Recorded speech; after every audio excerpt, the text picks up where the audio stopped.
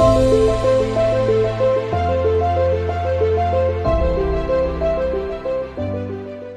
सभी को मेरा नमस्कार। मैं एडवोकेट प्रियंक धमोले आप सभी का स्वागत करता हूं।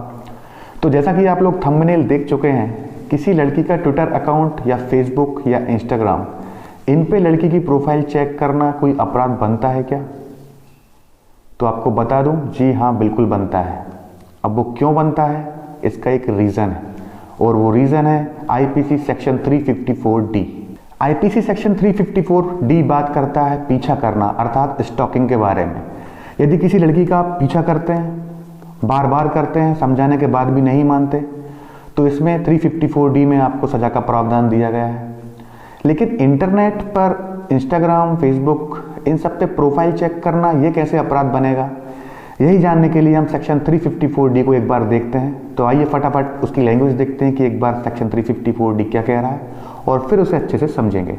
आइए स्टार्ट करते हैं। सबसे पहले तो आपको पूरा सेक्शन दिखा दूं कि 354 क्या है, उसके बाद एक एक करके इनके पॉइंट्स को समझेंगे। तो ये रहा पूरा सेक्शन, 2 पॉइंट्स और सब सेक्शन में है। आइए फर्स्ट देखते हैं। ऐसा कोई पुरुष जो फर्स्ट किसी स्त्री को उससे व्यक्तिगत अन्योन क्रिया को आगे बढ़ाने के लिए उस स्त्री द्वारा स्पष्ट रूप से अनिच्छा उपदर्शित किए जाने के बावजूद बारंबार पीछा करता है और संपर्क करता है या संपर्क करने का प्रयत्न करता है। आइए समझते हैं जरा इसे। जो कोई पुरुष किसी स्त्री को उससे व्यक्तिगत अननोन क्रिया, व्यक्तिगत अननोन क्रिया का अर्थ होता है पर्सनल इंटरैक्शन, अर्थात व्यक्तिगत बातचीत को आगे बढ़ाना, अननोन क्रिया को आगे बढ़ाने के लिए उस स्त्री द्वारा स्पष्ट रूप से अनिच्छा उपदर्शित, अनिच्छा मतलब उसकी इच्छा नहीं है, उपदर्शित मतलब इंडिकेट करना, संकेत देना, अनिच्छा उपदर्शित किए जाने के बावजूद बारंबार अर्थात बार बार पीछा करता है और संपर्क करता है या संपर्क करने का प्रयत्न करता है। पहला पॉइंट ये हो गया। सेकंड देखते हैं। जो कोई किसी स्त्री द्वारा इंटरनेट, ईमेल या किसी अन्य प्रारूप की इलेक्ट्रॉनिक संसूचना का प्रयोग किए जाने को मॉनिटर करता है।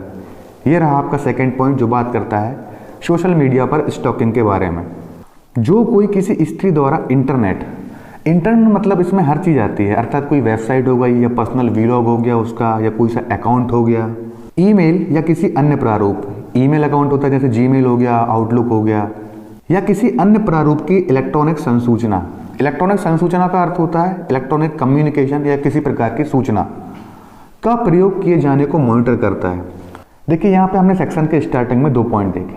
पहला पॉइंट तो ये कह रहा है कि किसी पुरुष द्वारा किसी लड़की से बातचीत आगे बढ़ाने के लिए बार बार उसका पीछा करना, उसके स्पष्ट रूप से मना करने के बाद, अर्थात वो बोल रही है कि भैया मुझे इंटरेस्ट नहीं है तेरे में, फिर भी नहीं मान रहा बंदा, फिर भी लगा है, बार बार उसे संपर्क करने की कोशिश कर रहा है या प्रयास कर रहा है संपर्क करने का, या फिर संपर्क कर ही रहा है, बार बार नहीं मान रहा है। पहली कंडीशन तो ये हो गई। और सेकेंड, महिला इंटरनेट पर क्या कर रही है, कोई स्त्री इंटरनेट पर क्या कर रही है, या ईमेल में क्या कर रही है वो अपने, या सोशल मीडिया जो है उसकी अकाउंट है फेसबुक, ट्विटर या इंस्टाग्राम, इन पे क्या कर रही है वो, इनको मॉनिटर करना, अर्थात इन पे नज़र रखना कि वो कर क्या रही है। तो ऐसा माना जाएगा कि उसने क्या है, पीछा करने का अपराध किया है। दोनों में से कोई भी कंडीशन पड़ जाए, ऐसा माना जाएगा कि उसने पीछा करने का अपराध किया है, अर्थात स्टॉकिंग का क्राइम किया है। आइए अब थोड़ा और आगे पढ़ते हैं सेक्शन को क्या कह रहा है। परंतु ऐसा आचरण पीछा करने की कोटि में नहीं आएगा यदि वह पुरुष जो ऐसा करता है यह साबित कर देता है कि पहला, ऐसा कार्य अपराध के निवारण या पता लगाने के प्रयोजन के लिए किया गया था, और पीछा करने के अभियुक्त पुरुष को राज्य द्वारा उस अपराध के निवारण और पता लगाने का उत्तरदायित्व सौंपा गया था। अर्थात ऐसा कार्य अपराध के निवारण मतलब कोई अपराध हो रहा है तो उसके समाधान के लिए या उस अपराध के बारे में पता लगाने के प्रयोजन अर्थात पर्पस मतलब के लिए किया गया था। और पीछा करने के अभियुक्त पुरुष, अभियुक्त मतलब जो अपराधी पुरुष है, को राज्य द्वारा उस अपराध के निवारण और पता लगाने का उत्तरदायित्व सौंपा गया था। मतलब सरकार ने उसको उत्तरदायित्व सौंपा था कि भैया इस अपराध के बारे में तू पता लगा। यदि ऐसा कोई व्यक्ति उसके द्वारा यह काम होता है तो वह फिर पीछा करने की श्रेणी में नहीं आएगा, अर्थात स्टॉकिंग की श्रेणी में नहीं आएगा, और उस व्यक्ति को अपराधी नहीं माना जाएगा, बशर्ते उसे सरकार ने इस हेतु नियुक्त किया था या उसको ये उत्तरदायित्व सौंपा था, तभी वह इस अपराध की श्रेणी में नहीं आएगा। सेकेंड, ऐसी किसी विधि के अधीन या किसी विधि के अधीन किसी व्यक्ति द्वारा अधिरोपित किसी शर्त या अपेक्षा पालन करने के लिए किया गया था। ऐसा किसी विधि के अधीन मतलब किसी कानून में ऐसी कोई बात है, या किसी विधि के अधीन किसी व्यक्ति द्वारा मतलब कानून के अधीन कोई व्यक्ति है उसके द्वारा अधिरोपित किसी शर्त या अपेक्षा का पालन करने के लिए किया गया था। मतलब या तो फिर कहीं किसी ऐसे कानून में लिखा हो या फिर किसी कानून के अधीन किसी व्यक्ति द्वारा ऐसा कोई कार्य किया गया हो या किसी कार्य का पालन किया गया हो, तो ऐसा व्यक्ति भी क्या है, स्टॉकिंग के दायरे में अर्थात पीछा करने के दायरे में और इस सेक्शन के दायरे में नहीं आएगा। ऐसा व्यक्ति कौन है? सीधी सी बात है, पुलिस है। पुलिस को पावर है, किसी भी का भी पीछा कर सकती है। भाई उसको लग रहा है पुलिस को, नहीं तो पुलिस इतनी फ्री तो बैठी नहीं है कि सबका पीछा करते हुए फिरे। यदि पुलिस को लग रहा है कि कोई महिला अपराधी है तो पुलिस संदेह के आधार पर उसका पीछा भी कर सकती है या फिर उसे गिरफ्तार भी कर सकती है। और पुलिस एक्ट 1861 के सेक्शन 23 के अंतर्गत भी पुलिस को ये पावर दी गई है। आइए अगला देखते हैं। थर्ड, विशिष्ट परिस्थितियों में ऐसा आचरण या कार्य युक्तियुक्त और न्यायोचित हो। विशिष्ट परिस्थितियां अर्थात पर्टिकुलर सर्कमस्टेंसेस, ऐसी स्थितियां पड़ जाती हैं कि आपको कुछ कार्य करना पड़ता है, लेकिन आपका यह कार्य क्या है, युक्तियुक्त होना चाहिए और न्यायोचित होना चाहिए, तभी आपका रीजन स्टॉकिंग का माना जाएगा, अन्यथा वो भी फिर स्टॉकिंग के दायरे में आ जाएगा। यदि आप स्पष्ट कारण नहीं बता पाए कि आप पीछा क्यों कर रहे थे या फिर प्रोफाइल क्यों चेक कर रहे थे, यदि आप सॉलिड रीजन नहीं दे पाए तो फिर वो स्टॉकिंग के दायरे में आएगा। अब आता है सबसेक्शन 2, जो कि क्या है, स्टॉकिंग के बारे में दंड क्या मिलेगा, उसकी सजा क्या होगी, इसके बारे में बात करता है। जो कोई पीछा करने का अपराध करता है वह प्रथम दोष सिद्धि के लिए दोनों में से किसी भांति के कारावास से, जिसकी अवधि 3 वर्ष तक की हो सकेगी, दंडित किया जाएगा और जुर्माने से भी दंडनीय होगा। द्वितीय और पश्चातवर्ती दोष सिद्धि के लिए दोनों में से किसी भी भांति के कारावास से, जिसकी अवधि 5 वर्ष तक की हो सकेगी, दंडित किया जाएगा और जुर्माने से भी दंडनीय होगा। जो कोई पीछा करने का अपराध करेगा, पीछा करने का अपराध अर्थात या तो रोड पर फॉलो कर रहा है किसी लड़की को या फिर इंटरनेट पर, जो स्टार्टिंग में 2 पॉइंट देखे थे, उन दोनों में से पीछा करने का कोई सा भी अपराध करता है, वह प्रथम दोष सिद्धि के लिए, प्रथम दोष सिद्धि अर्थात कोर्ट ने पहली बार उसको दोष सिद्ध कर दिया कि हाँ भैया इसने स्टॉकिंग अर्थात पीछा करने का अपराध किया है, दोनों में से किसी भांति के कारावास से जिसकी अवधि 3 वर्ष तक की हो सकेगी। मतलब पहली बार दोष सिद्ध हो गया तो 3 साल की सजा होगी, दंडित किया जाएगा और जुर्माने से भी दंडनीय होगा।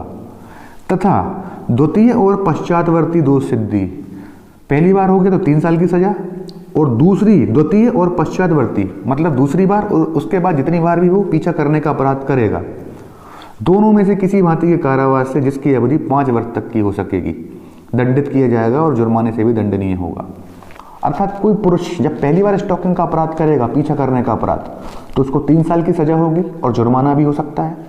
और वहीं सेकेंड टाइम करता है या अनलिमिटेड टाइम, उसके बाद जितनी बार भी करेगा 5-5 साल की सजा होगी हर बार उसको, मतलब बढ़ेगी नहीं, 5 साल ही रहेगी। 2 बार कर ले, उसके बाद तीसरी बार भी कर ले तो 5 साल की सजा ही रहेगी। अब 354D क्या है, संज्ञेय अपराध है लेकिन जमानती है। तो क्या है, यदि कोई व्यक्ति ऐसा पुरुष अपराध ऐसा करता है स्टॉकिंग का, किसी लड़की को ऐसे परेशान करता है, तो उसकी गिरफ्तारी तो होगी, लेकिन क्या है, थाने से ही जमानत होने का प्रावधान है, तो उसे क्या है, थाने से ही जमानत मिल जाएगी।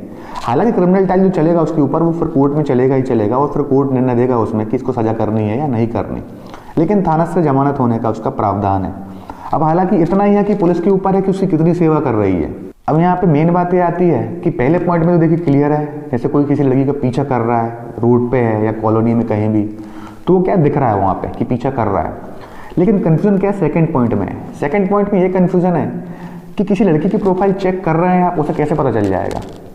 बहुत से तरीके हैं, आजकल प्ले स्टोर पर ही बहुत सी ऐप अवेलेबल हैं। आप सर्च करेंगे प्ले स्टोर पर, तो आप सर्च करेंगे वहाँ पे स्टॉकिंग, तो आपको बहुत सी ऐप्स मिल जाएंगी जो आपका अकाउंट हैंडल करती हैं। वो बताती हैं आपको कि आपकी प्रोफाइल पर फेसबुक हो या इंस्टाग्राम हो, कौन विजिट करके गया है और कितनी बार विजिट करके गया है। हालांकि ये पेड ऐप रहती है, इनके पैसे देने पड़ते हैं, लेकिन अब सब तो गरीब होते नहीं हैं, लोग इतने महंगे महंगे मोबाइल लेते हैं, तो 500 रुपये महीने के डालने में या परमानेंट सब्सक्रिप्शन भी मिल जाता है 1200 से 1500 रुपये का, तो लोग सोचते नहीं है ज़्यादा, उनको पता चल जाता है कि कौन क्या हरकत कर रहा है। और दूसरी बात, सबसे बड़ी भूल इंसान ये करता है, वो ये सोचता है कि इंटरनेट सबसे सेफ है, कुछ भी करते रहो, किसी को कुछ पता नहीं चलेगा। सबसे बड़ी गलती आप ये कर रहे हैं, क्योंकि गवर्नमेंट की हर एक चीज़ पर नज़र रहती है कि आप क्या सर्च कर रहे हैं। खैर लंबा टॉपिक है तो बातें भी लंबी हो जाएंगी। तो कुल मिला के बात यह है कि इंटरनेट पर किसी की प्रोफाइल चेक करना, बार बार चेक करना, ये क्या है, स्टॉकिंग के दायरे में आता है और अपराध होगा 3 साल की सज़ा, और रिपीट करेंगे तो 5 साल की सज़ा हो सकती है। हालांकि सोशल मीडिया इन्फ्लुएंसर्स इस दायरे में नहीं आते हैं। जैसे किसी लड़की की प्रोफाइल है इंस्टाग्राम पे, आप रील्स देखते हैं, बहुत ही शॉर्ट वीडियोस बनते हैं वहाँ पे, या किसी का ओपन अकाउंट है या किसी का वीलॉग है ऐसा जो ओपन है, सबके लिए ओपन है, मतलब खुला हुआ है, ओपन अकाउंट है, तो वहाँ आप जा सकते हैं। लेकिन यदि किसी की प्रोफाइल लॉक है, जैसे किसी की फेसबुक प्रोफाइल हो गई, उसमें लॉक का ऑप्शन भी है, यदि आप ऐप यूज़ करते हैं तो उसका स्क्रीनशॉट भी नहीं ले पाएंगे आप उसकी प्रोफाइल का। तो ऐसा कुछ काम करते हैं, किसी की प्रोफाइल लॉक है और बार बार आप दिन में 5-6 बार चेक कर रहे हैं उसकी प्रोफाइल जाके, और उसे पता चल जाता है। वैसे कोई करता नहीं है क्योंकि उसे पता है क्या उखाड़ लेगा, देखी तो लेगा ज़्यादा से ज़्यादा आके प्रोफाइल पे मेरी, वैसे ही लॉक है, क्या कर लेगा ये। लेकिन यदि उसको एक्शन लेना हुआ तो फिर लड़की वो एक्शन ले सकती है, ये बात ध्यान रखिएगा। तो कभी भी ऐसा ना करें।